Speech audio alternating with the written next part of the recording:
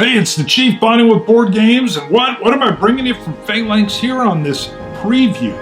Well, it's a preview of 1941 Race to Moscow, hello Barbarossa, but I'm displaying 1944 Race to the Rhine, which is a game that came out a few years ago. The spiritual successor, although a prequel in time, is this Race to Moscow.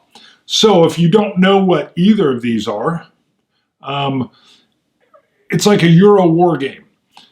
You have logistics. The fighting is there, but it's much more abstracted. Logistics is the key. You have to keep your units supplied. They have to have fuel, ammo, and food. You can use, in this case, trucks and trains. Hello, just trucks here. We got trains now.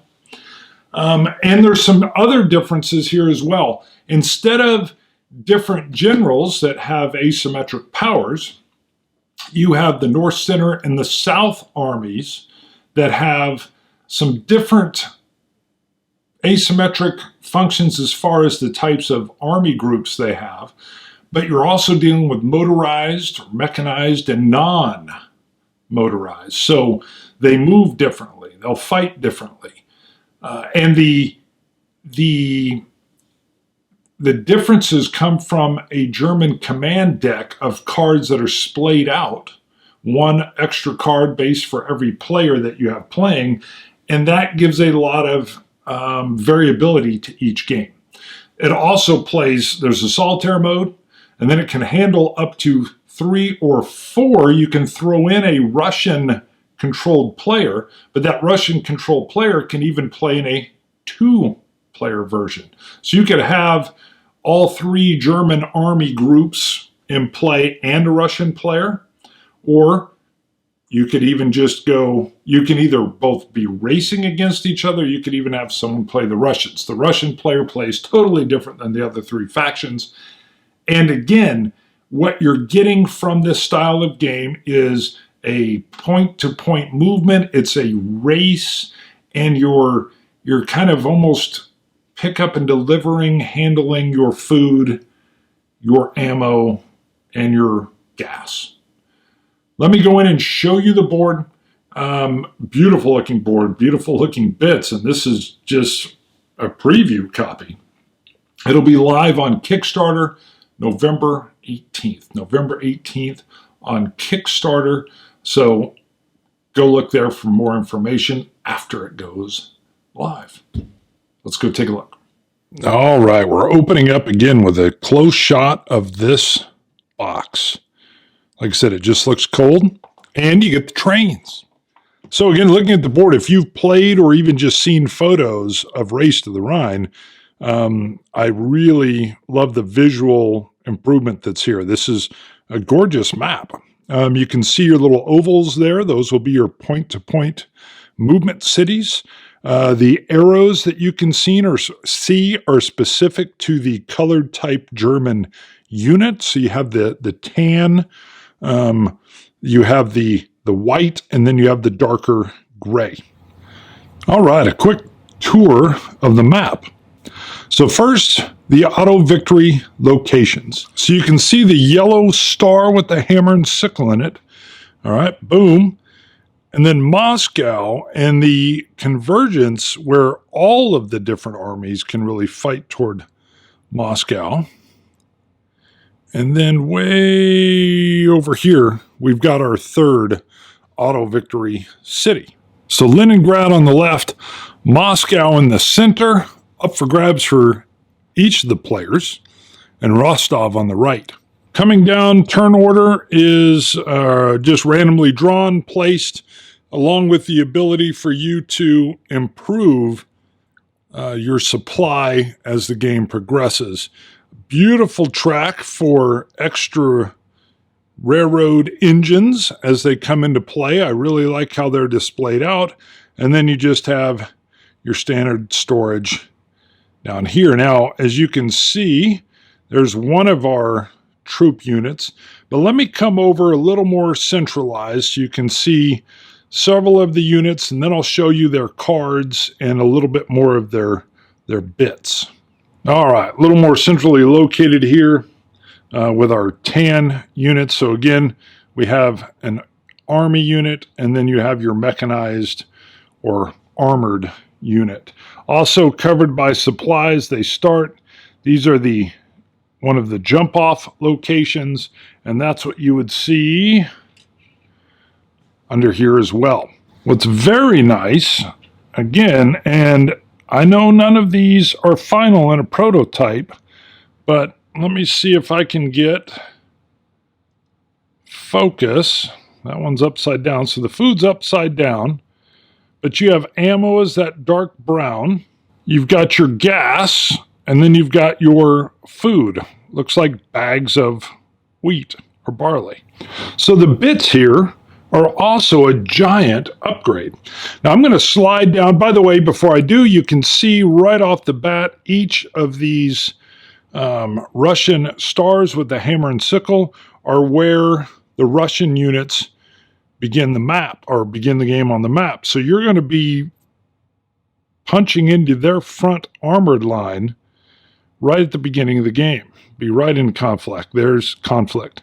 There's the other starting location. So each of these armies is displayed by their card, and they begin well supplied with ammo and fuel, and in some cases, food. But as you move and fight, you're going to be burning up these supplies, and you're going to have to keep the unit furnished with these items if you want to keep them combat effective. Let me show you a few more bits, and then we'll kind of wrap this up since it is just a preview. So here you can see just some bling bits. So your trucks are now these actually beautiful plastic trucks, just look great on the map. Air power is also abstracted out. For part of the game, they use, I think, we got a Stuka, we got a Hinkle 111, and then there's a JU 88.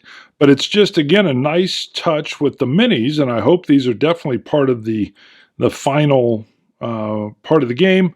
You have your command token where when you use it, you will flip it over, and then there are cards that I will show you in a little bit. I'll actually shuffle through so you can see some of them.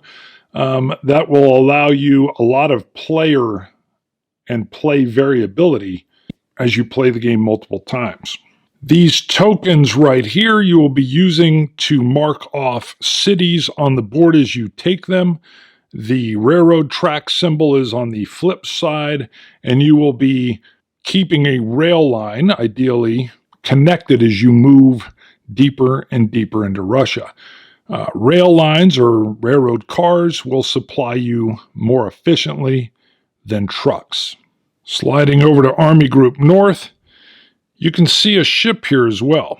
And they are the only group that will have some fleet actions because we have, as I put my finger on the board and take it out of focus, you have water areas and ports that they can end up receiving supply from. Just showing again their card fully stocked.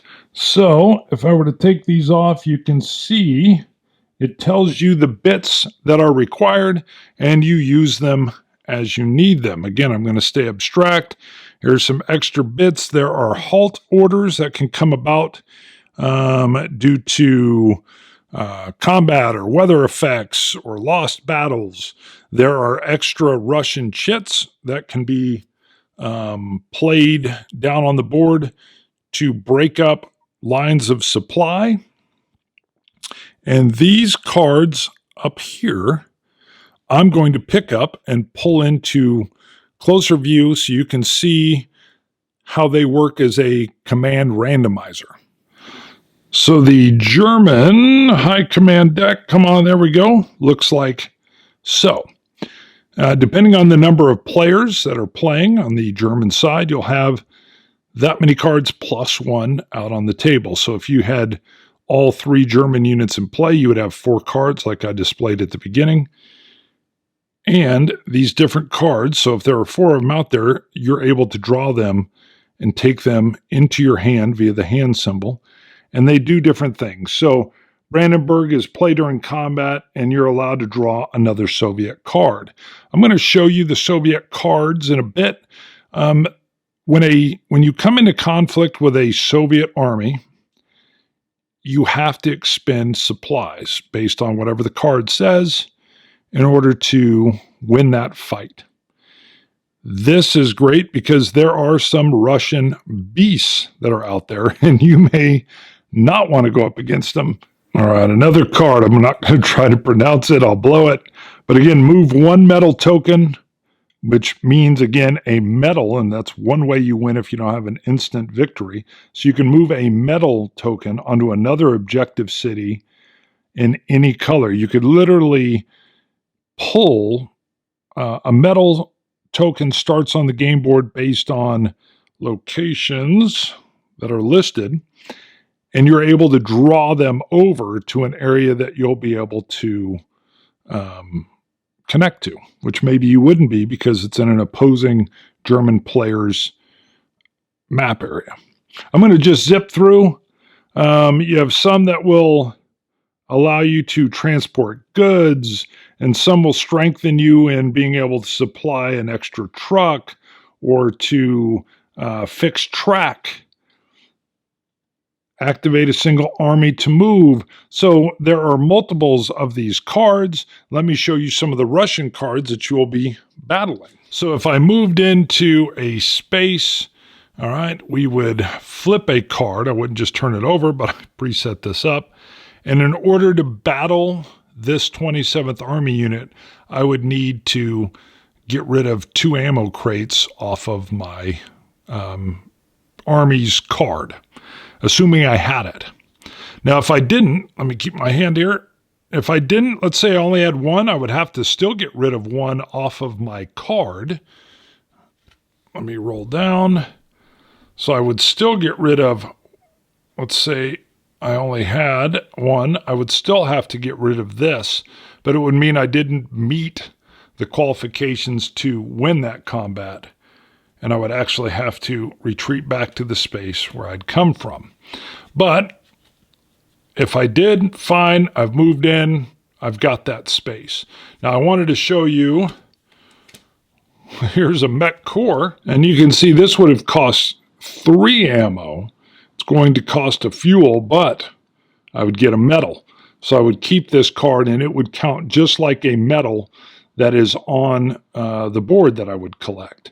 And again, the medals are a secondary victory location. If nobody gets the primary cities, you'll look back and see who has the most medals. Combat is basically that simple. There's some more rules as far as falling back, moving forward, and defeating a unit, but that's the gist. The actions you take in the game are not particularly difficult. Now, managing your resources is. So again, November 18th, PHALANX's Kickstarter. Take a look there if you're intrigued.